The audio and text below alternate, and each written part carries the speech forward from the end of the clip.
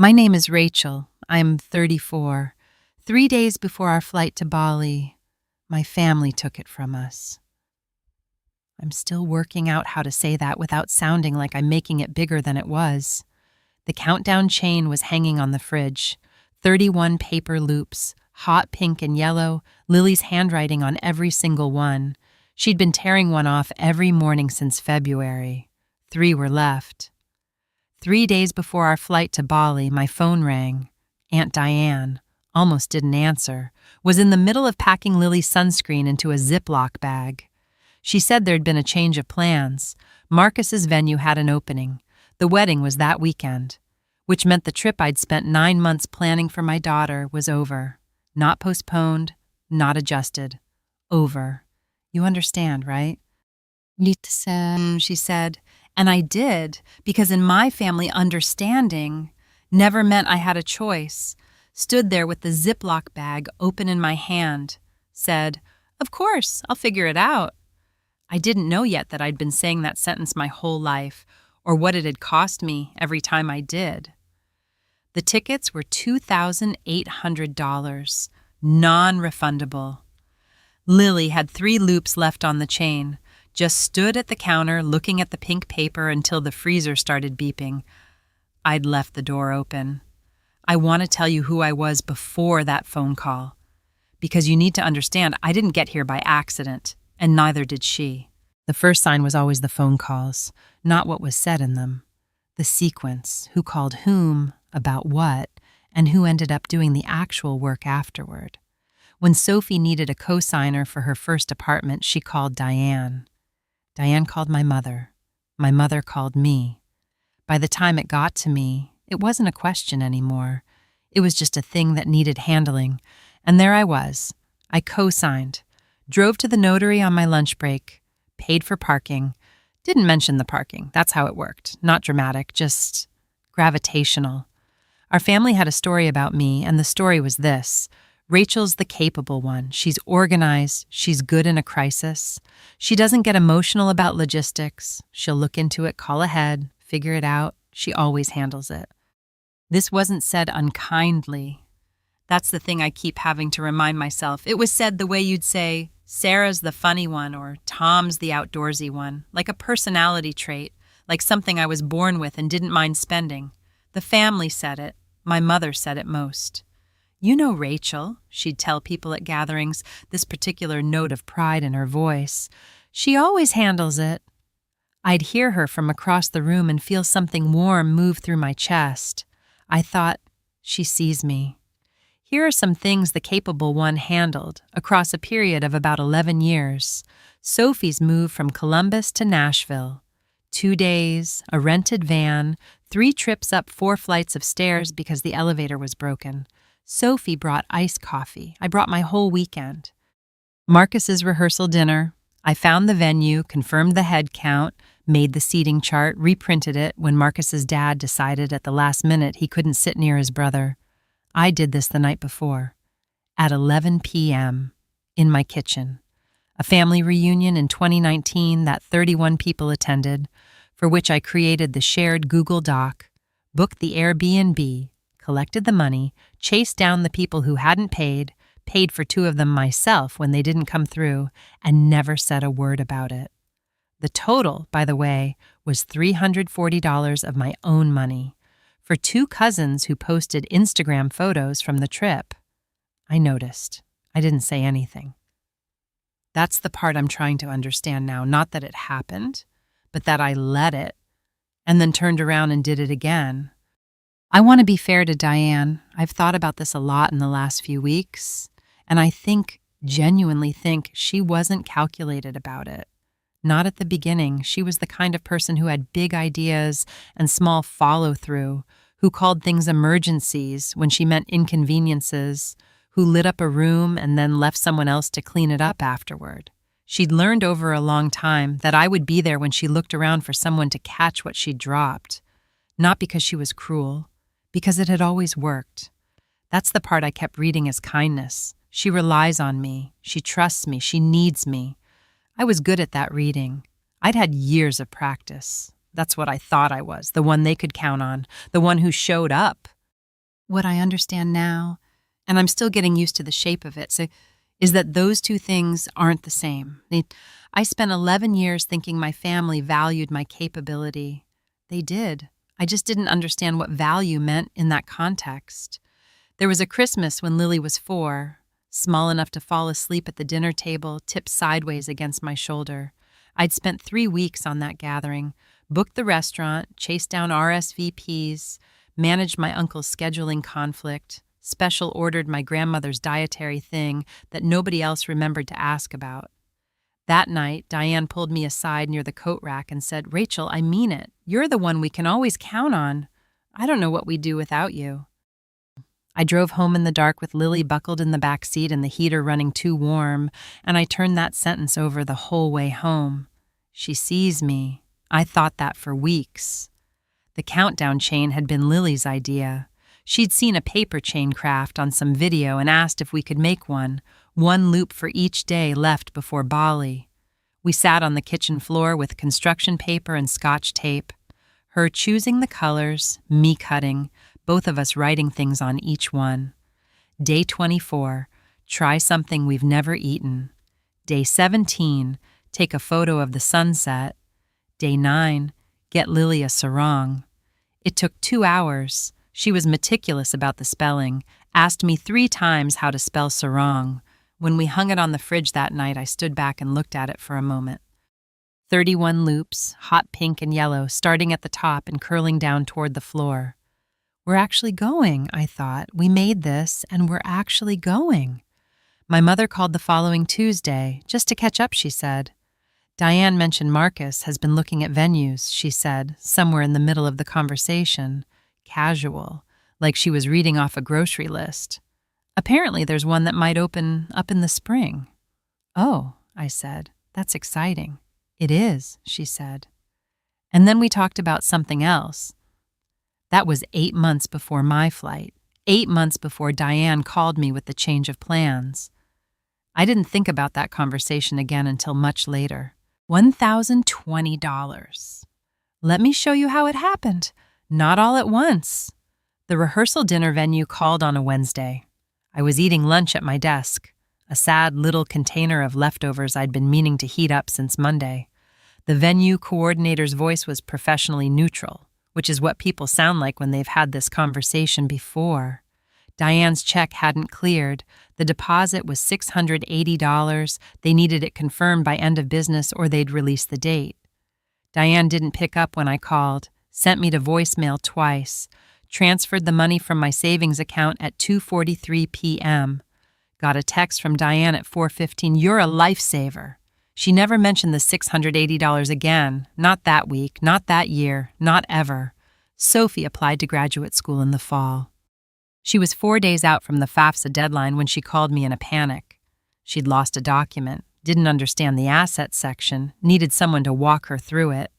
I sat at my kitchen table 3 evenings in a row, cold coffee going colder on my left, Sophie on speaker, reading me numbers. I had to contact Diane's accountant twice to track down a supporting document. He replied to the second email. Sophie submitted on time. 2 months later, her acceptance letter went to the family group chat. 14 people sent heart emojis. Nobody mentioned the forms. That was just the money. I haven't told you about the hospital yet. Somewhere around this point, I don't know exactly when, I'd started keeping track. Not on paper, just in my head, a running list I never intended to use for anything. The fact that I kept it at all should have told me something. If you've ever been the person who quietly fixed something and then watched someone else get thanked for it, you already know what that list feels like. It doesn't feel like anger. Not yet. It just feels like remembering. When my grandmother got sick, Diane lived the closest, 15 minutes from the hospital. The rest of us were 45 minutes out, minimum. Diane said she didn't do well with hospitals. Said it in the same tone you'd say I don't do well with spicy food. Matter of fact, not up for discussion. So I became the point of contact.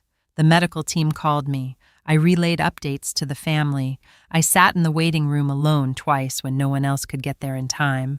Once on a Tuesday evening when I had a 7 a.m. meeting the next morning. Once on a Saturday when Lily had a school thing I'd been planning to attend. I sat with a paper cup of vending machine coffee that tasted like burned plastic, and I answered everyone's texts from a plastic chair. Diane arrived after it was over both times, still in her work clothes, perfume still on. She walked in and her eyes filled, and I watched 3 family members move toward her immediately. The paper cup was still warm in my hand. I keep wondering something. If you're the one who shows up every time, at what point does that stop being love and start being expectation? Sophie's move from Columbus to Nashville, 6 hours each way. I drove up on a Saturday morning and drove back Sunday night. We made 2 trips up 4 flights of stairs because the elevator was broken. There was a bookshelf that didn't cooperate. I got a bruise on my shin that lasted 2 weeks.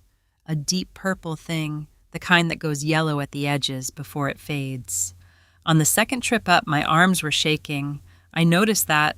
Put it away. Sophie's new roommate helped carry 1 box. 3 weeks later, Sophie posted a photo of the finished apartment. Fresh start. So grateful for everyone who helped. She tagged me in a photo of her new kitchen, specifically the shelf I'd assembled at 10 p.m. while she was unpacking clothes in the other room.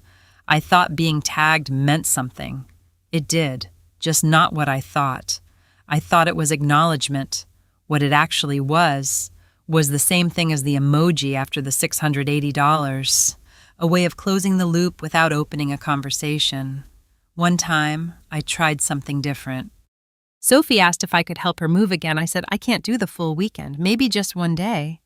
There was a pause, not a long one, just enough to make it clear that I'd said the wrong thing. Oh, she said, it's okay. We'll figure it out. She didn't sound upset. She sounded surprised, like a system had glitched. Marcus called at 3:07 a.m. on a Tuesday in October. Minor car accident, out of state, nobody hurt, but he was 24 and panicking, and Diane had handed him my number without asking me first. Mom said you'd know what to do, he said. I was sitting on the edge of my bed in the dark, 1 foot on the cold floor. Through the doorway, I could see the microwave clock. 3:09. Spent an hour and 40 minutes on the phone with the insurance company. Filed the claim. Texted Marcus the claim number and the next steps. Lay back down at 4:17 a.m. Work at 8. The next morning, Marcus texted the family group chat. All sorted. Thanks, Mom. Diane replied with 3 heart emojis. There's a moment of shame buried in here that I haven't said out loud yet. When I made the wedding day timeline, the one I color-coded, with the vendor contact numbers and the setup windows and the backup plan for if it rained, I checked my phone 3 times after I sent it to see if anyone had replied. Nobody did. I knew why I was checking. I didn't let myself think about it for very long. The total was $1,020. That's just what I can prove. The rest of it doesn't come with receipts. It doesn't count the evenings, the Saturdays. The phone calls I took in parking lots because the timing was never convenient, and I took them anyway. The things I rearranged, quietly, without telling anyone I'd rearranged them. That was just the money. I haven't told you what it cost me that wasn't money. They called me reliable. They called me easy. They called me the one who handles it. Not once in 11 years did any of them call to ask if I was okay. But money wasn't the cruelest part. Money has a number. What came next had a pattern. The family reunion in 2019, 31 people, the Airbnb I'd booked, the itinerary I'd made, the 2 cousins I'd quietly covered so they could come at all. Second night at dinner, my uncle's girlfriend, someone new, hadn't been to one of these before, looked around the table and said, "This is so well put together. Who organized all of this?" Was refilling someone's water glass when she asked. Had the pitcher in my hand. Diane smiled from the head of the table. "Oh, it was a group effort," she said. "We all pitched in." Warm agreement moved around the table. My uncle said it was the best one yet. Someone clinked a glass. I set the pitcher down, sat back in my chair. Nobody corrected her. Nobody looked at me. Nobody even glanced. When my grandmother started chemo, Diane asked if I could take some time off to help with the care schedule, drive her to appointments, sit with her on the hard days. I had 5 PTO days left for the year. Used all of them. Last day, I drove my grandmother home from treatment, made her tea, sat with her until she fell asleep in the armchair with the TV on low. Then drove home and ate cereal standing over the sink because I was too tired to make anything else, staring at the cabinet across from me. Week later, I mentioned to Diane that I'd used up all my remaining leave. "Well," she said, "you're so efficient. I figured you could handle it." Said it lightly, like a compliment. I wasn't upset about the PTO. Actually, I was. I just made a grocery list instead. Wrote it out by hand on the back of a receipt, longer than it needed to be, adding things I didn't even need until my hand stopped feeling like it was about to do something else. I nodded, and we moved on. 2 weeks after the rehearsal dinner, the deposit I'd covered, the seating chart I'd reprinted at 11 p.m., the vendor I'd personally called when the flowers arrived late, Sophie called me on a Tuesday while I was driving. She sounded careful, the way people sound when they'd rather not be the ones saying the thing. Diane had told some people there were coordination issues with the rehearsal dinner, pulled into a parking lot, left the engine running, called Diane. "I didn't blame you," she said. "I just mentioned there were some hiccups." "Why are you being so sensitive?" Her voice was genuinely puzzled, not defensive, puzzled, like she actually couldn't track what I was reacting to. "Okay," I said. "I just wanted to check." "Rachel," a small, warm laugh. "You did great. You always do." Sat in that parking lot for 4 minutes after we hung up. Engine still running. I used to think Diane was careless, that she dropped things on me because she didn't stop to notice the weight. I've stopped thinking that. Careless means you don't notice. She noticed. She just understood, very clearly, that noticing didn't have to mean anything. Here's what I have to hold alongside all of that. Diane was capable of real warmth. I'd felt it. It was genuine. The flu, winter of 2021. Alone in my apartment, Lily at her dad's for the week, fever bad enough that I'd stopped checking it. Diane showed up at my door with soup, actual homemade soup still warm, in a container with a lid she'd sealed carefully. She sat with me for an hour, refilled my water glass without being asked. Didn't look at her phone once. I thought about that visit for months. Still think about it. That's what made everything else so hard to name for so long. Because she wasn't always taking. Sometimes she just showed up. Sometimes she was kind in a way that felt whole and uncomplicated and real. Past self decided that version was the true one, that the rest of it was stress or thoughtlessness or just not how she meant it. Past self was very committed to being fair. Christmas, the year before the Bali phone call, Diane was telling a neighbor she'd brought, someone I'd never met, about the family reunion. How wonderful it had been, how she'd really pulled it together for everyone, was standing 4 feet away, had a drink in my hand. I looked at my mother. My mother looked back at me, then she looked away first. Later, in the kitchen, she touched my arm while I was cutting the pie. "Don't make it a thing, Rachel," she said quietly. "It's fine." She wasn't protecting Diane. I've had to be honest about that. She was protecting the evening, the version of the family where everything was fine and nobody needed to have a hard conversation at Christmas. She'd been choosing that version my entire life. Cut the pie into 12 slices, carried the plate out. Here's the part that cost me something to say out loud. I kept going back. Year after year, gathering after gathering, call after call. Not because I was afraid to say no. Not because I didn't know what was happening. Because some part of me still believed that if I just did enough, showed up enough, stayed quiet enough, handled enough, eventually someone would see what it had actually taken, that my patience was building towards something, that one day the math would be acknowledged. I thought competence was an argument, that consistency would eventually function as proof.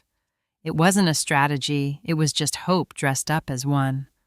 I canceled the Bali tickets the same afternoon Diane called, already called the airline, already moved through the menus, confirmed the cancellation, watched the refund policy, partial, most of it gone, appear on screen, called Lily in from the other room and told her we'd have to push the trip.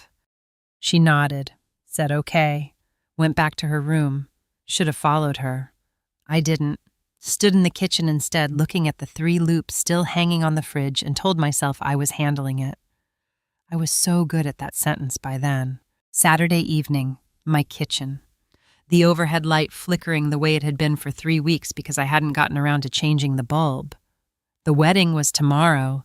I was packing the bag I'd be bringing. Vendor contact sheets, backup ribbon, a small sewing kit, because nobody else would think to, 2 safety pins, a phone charger, the timeline I'd printed in 3 copies. I was pulling things from a folder on the counter when I found it. The airline cancellation email. I'd printed it and filed it away without thinking. The date, the booking number, the amount. $2,800 in bold at the bottom. Non-refundable. The words sitting there the way those words do. Factual. Not apologetic. Set it on the counter. Looked up. The countdown chain was still on the fridge, not all of it. The loops were gone. Lily had taken them off one by one after I'd told her we weren't going, hadn't asked me, hadn't said anything about it. Just quietly removed them, day by day, until only the very top piece was left. The paper hook that had held everything together, still attached to the pineapple magnet from 3 summers ago. I'd looked at it every morning for weeks. Hadn't seen it until right now. Lily came into the kitchen while I was still standing there. She wanted to know if she could come to the wedding tomorrow. I said no. It wasn't really for kids. She'd be with her dad. She nodded, said, "Oh, okay." Same voice she used when she already knew. She'd stopped asking about Bali the same way. One question, one answer, and then just adjusting. The way children do when they learn that certain things aren't going to change. My hand tightened around the corner of the cancellation email, not because I was angry, because I recognized that voice. Not from her, from me. That exact same tone was how I'd been agreeing to things I didn't want for most of my adult life. I knew exactly when I'd learned to use it. You probably didn't call it that yet. That thing where you stop asking because the not asking is easier than the answer. Where you get so good at adjusting that the adjusting starts to feel like your own idea. I'd been teaching her without knowing I was teaching her anything. Not the lesson I meant to give, just the one I'd modeled so consistently that it had become part of the furniture. That sentence, oh, okay. Was the whole thing, not the $2,800, not the empty chain, not even the wedding I was about to spend my Saturday preparing for. That was the moment I stopped being able to explain it away. Didn't cry, didn't sit down, stood at the counter for a minute looking at the cancellation email and the empty chain and the pineapple magnet, and then I folded the email in half and put it back in the folder and put the folder in my bag. Went to check on Lily. She was in her room reading, unbothered. Already somewhere else, already fine. I stood in the doorway for a moment and didn't say anything. Then I went back to the kitchen and finished packing the bag. I spent the next 3 days documenting, not dramatically, no confrontation, no phone calls, just me, a spreadsheet, and 11 years of math I'd never done before. I hadn't thought about it as a number. I'd thought about it as family. So I made it a number. The airline cancellation fee was $2,800 in tickets I couldn't recover for a trip I'd planned for 9 months, canceled because of a wedding date Diane had known about long before she called me. The rehearsal dinner deposit was $680, transferred from my savings account on a Wednesday afternoon, never repaid. The family reunion was $340 I covered for 2 cousins who didn't come through, plus 3 weeks of planning, the Airbnb research, the itinerary, the dietary restrictions spreadsheet I'd built and maintained. The 5 PTO days I used during my grandmother's chemo came out to roughly $1,100 in leave I never got back, sitting with her in a waiting room while Diane arrived after it was over, smelling like her usual perfume. The Nashville move was 2 days of my life, 6 hours of driving each way, a bruise on my shin that went yellow before it faded, and 1 tank of gas in each direction I didn't ask anyone to cover.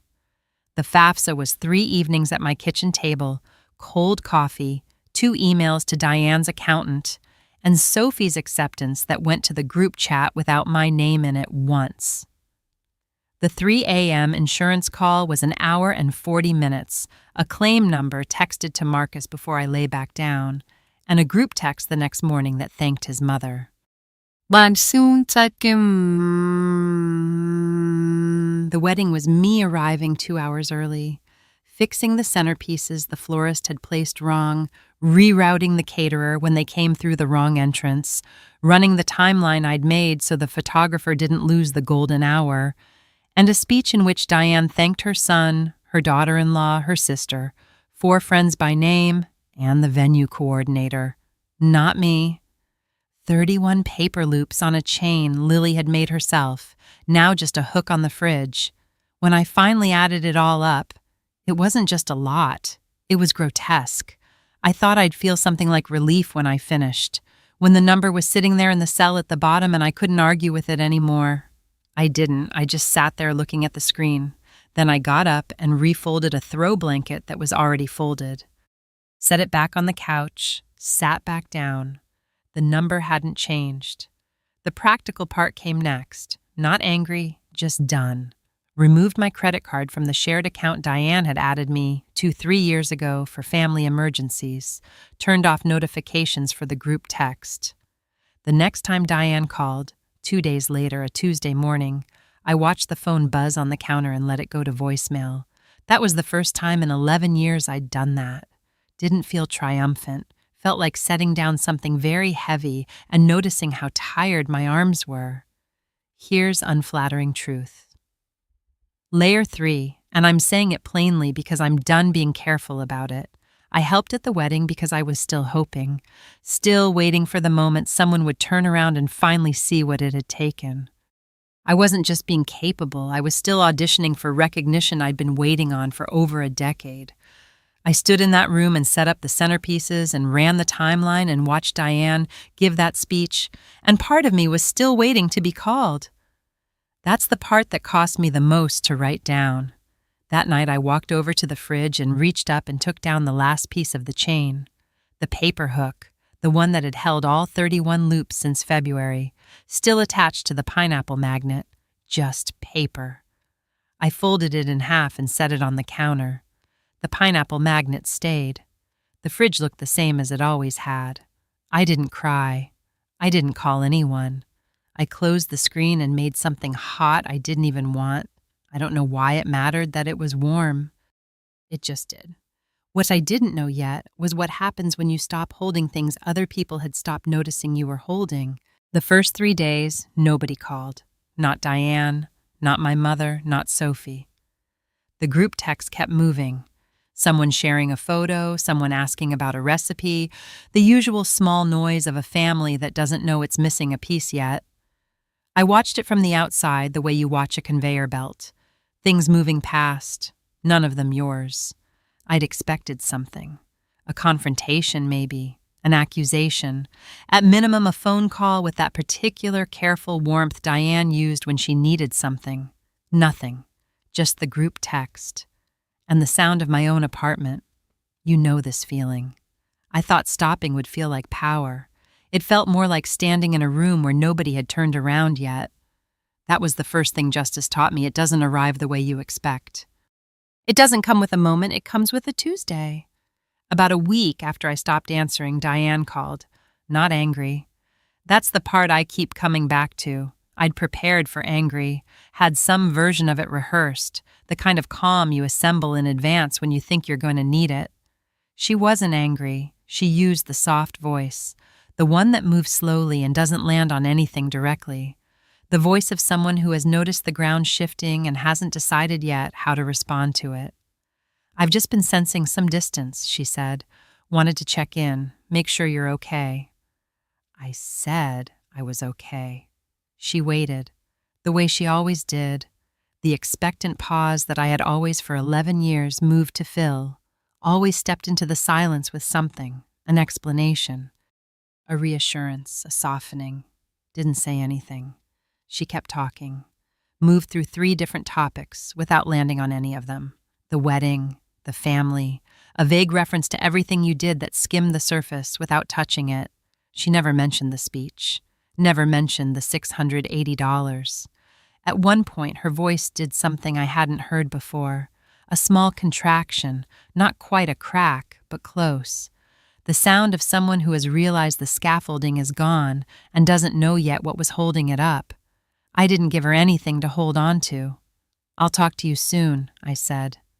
And that was it. Christmas happened without me. Not completely. I sent Lily to the family gathering for a few hours, but I didn't organize it. Didn't book the restaurant, didn't coordinate the food, didn't create the shared dock with everyone's dietary restrictions and the backup plan for if it snowed. Nobody asked me to, which was new. Or maybe they didn't ask because they'd sensed correctly that the answer would be different now. What I know is this: the dinner happened at a place nobody particularly wanted to go, chosen last minute, with bad parking and a set menu that didn't account for my grandmother's restrictions. The group text had 43 messages of logistics that one email from me would have resolved in 10 minutes. I watched it in real time from my couch, Lily asleep on the other end, a show neither of us was fully watching playing on the TV. It took until 11 p.m. for them to confirm everyone had gotten home. The next morning, my uncle sent a message in the group chat. "We should probably start planning these earlier next year." Nobody replied. Because for the first time, there wasn't anyone in the chat pretending that hadn't already been happening. There was just the problem, and no one left to carry it. Didn't feel triumphant. That's the thing I couldn't have predicted. I'd thought stopping would feel like setting something right. What it actually felt like was watching something I'd built for 11 years run without maintenance. Slow, a little graceless, still functional, but different in a way only I could fully measure. The dinner that used to feel like mine now just felt like a Tuesday in December somewhere else. I didn't want them to struggle. That surprised me. I kept expecting to want them to struggle, and I didn't. What I finally understood was that my not wanting them to struggle had been the whole problem. It was the thing they'd counted on, the thing that had made me so easy to leave out of the speech. Sophie called on a Sunday in January, not on Diane's behalf, or not only. Sophie had always been different from the rest of them in small ways. She was the one who'd looked at me awkwardly at the wedding when Diane turned to her and said we couldn't have done it without everyone who showed up. I'd seen that look. I'd filed it away. "I miss you," she said, right at the start. Just that, no preamble. And then, I don't totally understand what happened, but I know something did, and I know I should have said something. At the wedding, when she gave the speech, I saw your face, Rachel. Held the phone and looked out the window at the street below. A woman walking a dog, 2 kids ahead of her on bikes. Sophie had noticed, had always noticed probably, had chosen, for 11 years, the easier thing, the version where the dinner was nice and the family was close and Rachel handled it and nobody had to say anything hard. She was partly sincere, I could hear it. That's the moral complication I didn't have a clean answer for, and still don't. Because you can notice something and say nothing for years. You can love someone and still use them. Both things can be true about a person, and neither one cancels the other out. I told her I appreciated the call. We talked for a while, it wasn't resolved, nothing was resolved. That's what justice actually looks like. Not a door closing cleanly, but a door left slightly open with nobody sure whether to walk through it. Here's what I know now that I didn't know when I started carrying all of it. I thought justice would feel like arriving somewhere, like a verdict, like the moment the room finally sees what you've been doing. It felt more like reading a letter that had been sitting on your counter for 11 years. The information was all there. The letter hadn't changed. You were just finally ready to read it. That's the grief nobody prepares you for. Not that it happened, that it took this long to see, and that seeing it didn't fix the years before. It just meant you finally knew what you were working with. I still don't know what the more honest cruelty is. Leaving people to face what they built, or going back one more time so they never have to. What I didn't expect was what came next. The part where the world outside the family turned out to have been there the whole time and had been noticing something else entirely. Wednesday morning, conference room B, 9th floor. 9 a.m., the kind of gray January light that comes through office windows and makes everything look like a document. Maya was across the table, 6 other people, most of them with coffee.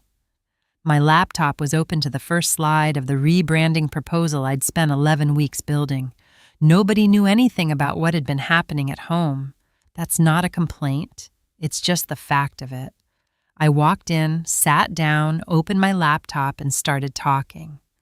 40 minutes later, my manager pulled up slide 14 on the room's shared screen, the one with the positioning framework, and said, "This is the language we're using going forward across all 3 teams."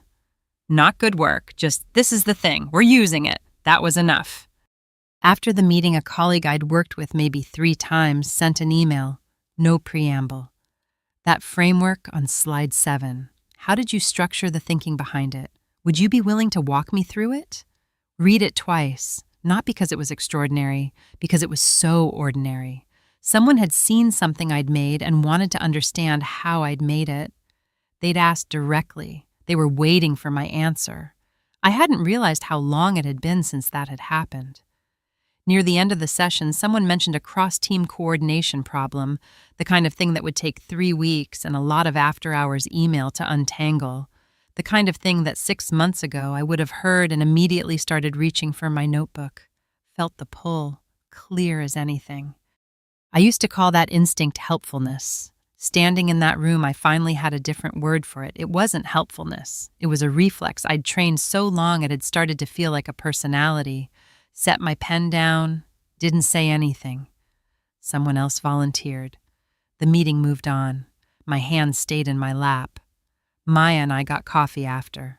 She was talking about her mother-in-law, something that had happened years ago, before I'd known her well. Her mother-in-law had asked her to change the dates of her honeymoon because a family event had come up. Same week. Non-negotiable, apparently. Maya had said no. "Everyone thought I was being difficult," she said, stirring her coffee. "My husband's whole family. Even he wasn't sure at first." She shrugged. I already knew what that trip meant. I wasn't going to pretend I didn't. She wasn't making a point. She wasn't talking about me. She'd moved on to something else before I'd finished processing it.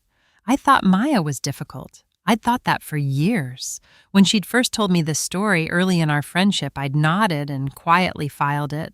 Under Maya can be rigid. Turns out she just wasn't available. There's a difference. I understand that now. Being difficult means you're making things hard for no reason. Not being available means you know what the reason is. Maya had known her reason. I'd spent 11 years not knowing mine, or knowing it and deciding it didn't count. That afternoon, Sophie texted, "Hey, are you doing anything for Christmas? Nobody's confirmed the food situation, and Diane keeps saying she thought you were handling the booking." Read it once, put my phone face down on the desk. There it was. The phrase had traveled, the same way it always did, around the family, through the group text, back to me. She's handling it. Except now there was no she. There was just a booking nobody had made and a Christmas nobody had organized and a family realizing, slowly and out loud in a text thread, that the thing they'd called a personality trait was actually a function. And the function had stopped running. Didn't reply to Sophie's text. Not out of anger, just... I genuinely didn't have anything to say yet. Or I had too much. One of those. My mother called that same evening. I let it ring. Diane called on a Thursday evening in February. She used the sincere version of herself, not the soft voice from January. Something more prepared than that. She'd thought about what to say. You could hear the thinking in it. The pauses were deliberate. The vulnerability was real, but arranged. She started with, "I've been doing a lot of reflecting." I was standing in the hallway. Lily was in the other room. I leaned against the wall and listened. She moved through it slowly. The wedding, how much stress she'd been under, how she'd never meant for things to feel unfair, how she knew she hadn't always said thank you the way she should have, how much she valued me. Somewhere in the middle of it, her voice did something small, a catch, not performed or not entirely. Diane did feel something. I want to be honest about that. What she felt wasn't quite what I needed her to feel, but it was something real, and it was costing her something to make this call. She said, "I don't want to lose you, Rachel. You're important to this family." And there it was. Not you're important to me, not I hurt you, and I'm sorry. You're important to this family. The old sentence was right there. I could feel it. The exact shape of it in my mouth, worn smooth from years of use. "It's okay. I know you didn't mean it. We're fine." The sentence that had ended 100 conversations like this one and made it possible for the next one to start. I didn't say it. "I know you didn't mean for it to be unfair," I said, but it was for a long time. She started to say something. "What collapsed after I left was already collapsing," I said. "I was just the reason you couldn't see it." Silence. Not the silence of someone absorbing something new, the silence of someone recalibrating, deciding which version of the next sentence is safest. She didn't cancel my trip because she needed me. She did it because she'd learned I'd let her. I didn't say that part out loud. I didn't need to. It wasn't for her. She tried once more, asked if we could just start over, get coffee, talk through it properly, said she thought if we could sit down together face to face, we could get back to where we were. I thought about that for a moment, where we were. I thought about Maya, turning down a request that would have cost her something she'd already decided wasn't available. Everyone thinking she was difficult, Maya not particularly caring. Where we were wasn't a place I wanted to go back to. "I don't think that's what I need right now," I said. Another silence. Longer. "So that's it?" she said. And her voice had changed again, the sincerity gone, something flatter underneath it. Not cruel, just revealed. The version of her that appeared when the other versions hadn't worked. "I'm not disappearing," I said. "I'm just not available the way I was." I hung up first. For the first time in my life, I hung up first. I stayed in the hallway for a minute. The wall was cool against my back. From the other room, I could hear Lily's show. Some cartoon, the same 4 notes of a theme song cycling. Didn't feel like winning, felt like being done. There's a version of the story where I forgive Diane fully, where we have the coffee, where something gets rebuilt. I'm not saying that version is wrong. I genuinely don't know if what I chose was right or if it was just what I had left. What I know is this. I didn't want an apology anymore. I just wanted to stop waiting for ones. The kitchen looks the same counter, same overhead light, and I finally changed the bulb. Same pineapple magnet on the fridge from that farmer's market 3 summers ago. Different refrigerator magnets, one from a museum Lily went to with her class in March, a school photo from the fall, a permission slip I keep meaning to sign. Lily is at the kitchen table. Scissors, construction paper, scotch tape. She found the craft video again. Different colors this time, green and orange, her current favorites. She asked me 2 weeks ago if we were really going to Bali. I said yes. She looked at me for a second, the way kids look at you when they're checking whether you mean it, and then went back to her cereal. I booked the tickets that same afternoon, didn't tell anyone. There are things that are different now that I can't explain as decisions. They're just different. I don't move through the family group text the same way. I don't feel the pull of the phone the way I used to. When someone needs something handled, I notice the need, and I notice whether it's mine to carry, and sometimes those are 2 different answers. That's not a skill I learned. It's just what's left when you stop doing the thing that was taking up the space. I still turn one part of it over sometimes, not whether I was right to leave. What I still don't know is whether love can survive being seen clearly, or whether some things only ever worked in the dark. Lily holds up the chain, wants to know if we can hang it in her room this time instead of the kitchen. Sure, I tell her. Wherever you want, she goes back to counting loops. Needs 26. We leave in 26 days. I watch her cut a green loop and write something on it in marker. Her handwriting is better than it was last year. Still meticulous about spelling. She sounds out the word snorkeling twice before she writes it down, then looks at me. Is that right? Almost. S-N-O-R-K. She nods, fixes it, moves on. I hand her a piece of tape without being asked. Here's what I thought for most of my adult life: that needing less made me easier to love, that asking for less, caring more, staying quiet about the cost, that this was what made me worth keeping around. I thought that for a long time.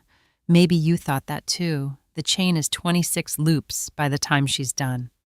Green and orange, Lily's handwriting on every one. She holds it up against the light from the window to check it. I look at it with her. It took us 40 minutes. She was meticulous. I handed her tape and didn't check my phone once. We're going this time. I thought needing less made me easier to love. I was wrong. I was just easier to keep. I was never hard to love.